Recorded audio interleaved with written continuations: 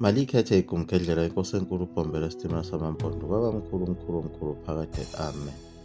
Ukuthula sekukhulu kakhulu kulo izwe lakwaZulu. Intela isikhokhwa kahle manje amangisi akasekho noyedwa ophazamisayo.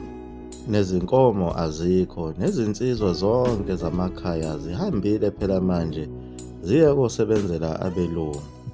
Emakhaya sekusele zona izalukazi nawo amaxhegu. Abantwana abancane basemeshini lapho abafunda khona.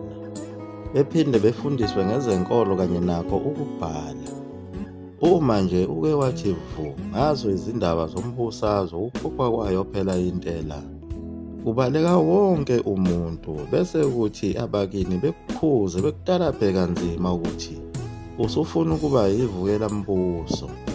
Uzofaka nomndeni wonke ezinkingeni ukuthi ugcine usushiselwe umuzi. Bese eyakunxenxa umzali wakho ukuthi hamba uye khona phela esontweni kanye naye ukuze usindiswe.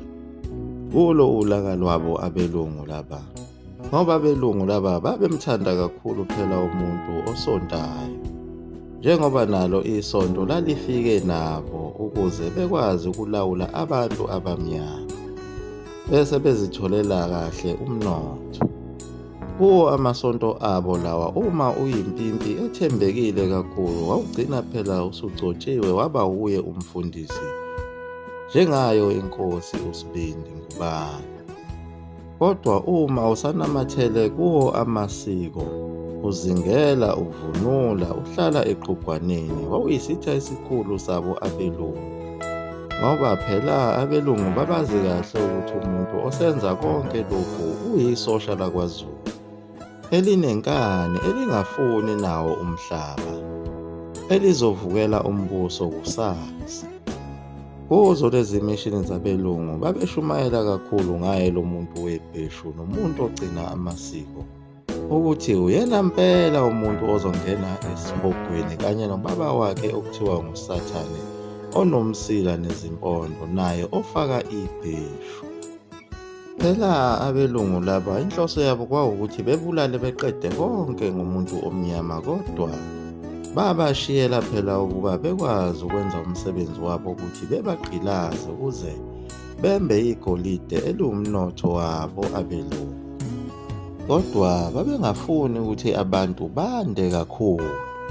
Ngoba babaze kahle phela ukuthi njengoba babenqotshwa kulezi ezinye izimpi babenqotshwa ngakho ukuthi abantu abamnyama babe baningi kakhulu. Nakho lokho bakulandelela kakhulu ukuthi yini lena ibangela ukuthi abantu abamnyama bande kakhulu kangaka. Phela igumgedlela like lakhuluma ngaye uTheophilus Shepstone owayekhulele khona emampondweni okwanikelwa ngaye esemncane ukuthi enze inhlolovo afunde ngayo yonke impilo yabantu abamnyama. Njengoba likuchazile igumgedlela ukuthi konke lokho okungamaqhugwane kanye nazo izibaya nezinkomo base betholile abelungu ukuthi ubambe elikhulu iqhaza empilweni yabantu. Futhi kuyikona ukwazi ukuxhumanisa abantu abaphilayo nabantu abangasekho kanye noNkulunkulu wabo. Lapho bathola beyothandaza khona eqhugwaneni noma esibayeni, bephinde bekhulume nabantu bakubo abangasekho kuleya mhlaba abasuke behlezi kuyo. Bekhuleka kubantu bakubo abadala ukuthi bebacelele kuNkulunkulu ongumvelinqangi abaxazululele izinkinga zabo.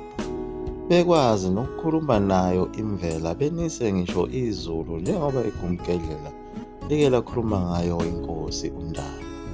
Eyayishaya ugubhu lwayo uma ufuna ukuzichelelela amasimu esizwe sakwaZulu bese liyana izulu. Yilapho-ke uTheophilus Shepstone aphinde athola khona ukuthi kungani abantu abamnyama bande kangaka. Wabe sethola ukuthi baganwa kakhulu, baba namakhosikazi abaningi, lokho kwenza kube nomphumela ukuthi bezale izingane eziningi zabafana nezamantombazana, futhi babe nemfihlo yokuthi babekwazi ukuthi uma befuna omakoti bezale abafana benze izimfihlo zabo ezithile. bezenza ngazo izihlahla phela ababezinikwe uye uNkulunkulu wabo. Nangako ukuphendulwa kwemizanyana ukuba kuzalwe abafana bodwa noma amantombazane ngaleso sikhathi bewafuna. Yilapho uTheophilus Shipstein abona khona ukuthi yilokhu kuganwa kakhulu kwalaba bantu angakulungisa kanjani ukuze kuncinde. Yilapho ayesekhanda khona nawo umthetho walo ilobolo ukuthi kube nzima ukulobola. Njengoba phela esikhathini sasendulo uma ulobola unkosikazi, wamlobola ngezinkomo ezimbili, ukhiphe inkomo eyodwa ubonge umama, uphinde ubonge ubaba. Futhi kwakuba ngawo amandla nanothando lwakhe lowo mkhwenyana. Abanye babekhipha izipho zezimbuzi kanye nokudla okuvunwe khona emasimini bebonga umndeni ngokuthi beganiselana. Abanye ababefuye kakhulu babegcina ngokukhipha inkomo zize zifinyelele kwezine. Kodwa ilobolo elikhulu zaziye zigcinwe kuzo izinkomo eziyisithupha.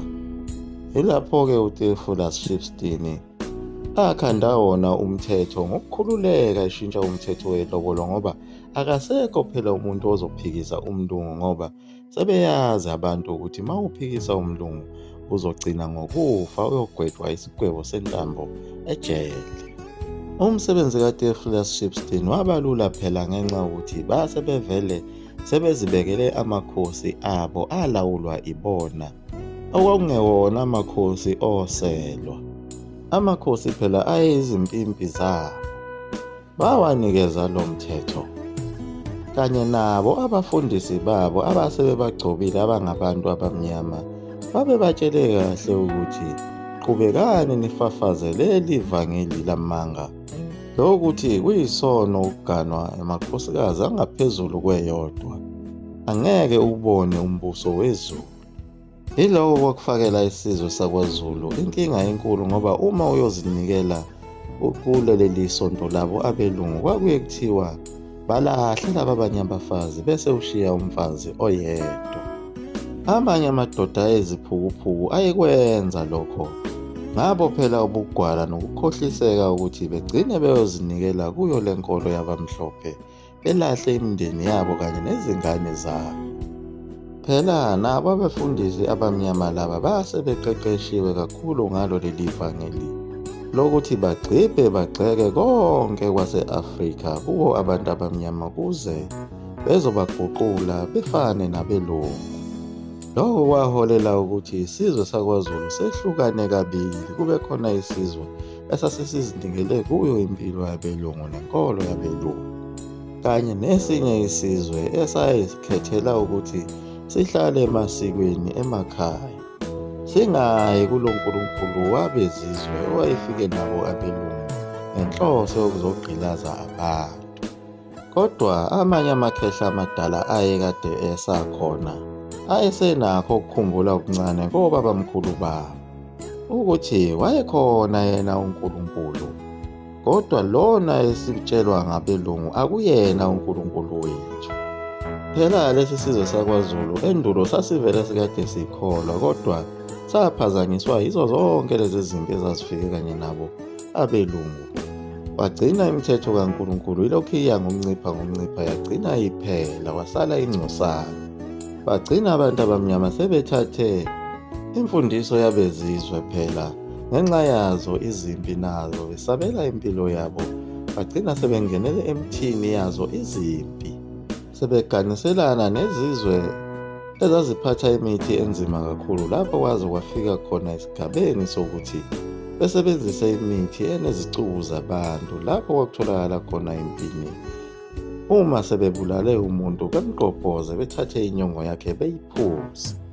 Imikhuba emibi yayisingene kakhulu kwaZulu, ingakho uNkulunkulu wayesekhala kakhulu ngalesi sizwe sakhe esikhethiweyo ukuthi asisaphili ngemithetho yakhe, njengoba esethumela yona le nsizwa yakwaSokhumalo ezalwa kuye uMayekisa ukuthi kayiphuthume izobhula lo mlilo omkhulu kangaka ezweni lakwaZulu.